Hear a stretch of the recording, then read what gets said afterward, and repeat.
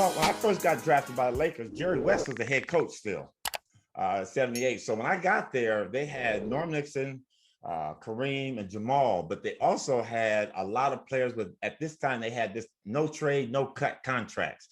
They had Ron Boone, Lou Hudson, Adrian Dantley, Jim Clemens. I mean, they had a lot of players, and that was the biggest concern. And, you know, the basketball guys, for me, have always worked out well. And going there, I knew it was going to be very difficult because they had a very veteran-laden team. They couldn't get rid of any of them. So that summer, I went and played in the summer pro league out at Cal State LA, and I got injured. I was a guy hit me across my knee, and I had an MCL, medial collateral ligament tear. Mm-hmm. And I remember I went to the hospital and found out, and Jerry West came to visit me. And he told me, he said, "Young man, how are you doing?" I said, "Jerry, Mr. West, I'm doing great. I'll be all right." He goes, "You know what? Sometimes things happen for a reason, and look at this as a blessing in disguise." And I didn't know what he meant at that time, but you know what? I did all the rehabbing and the stuff I had to do behind the scenes, and that season went on, and I was at practice.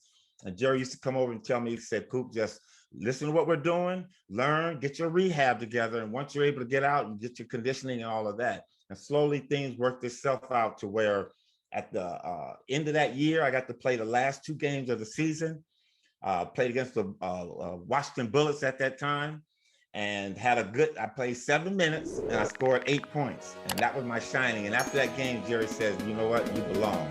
So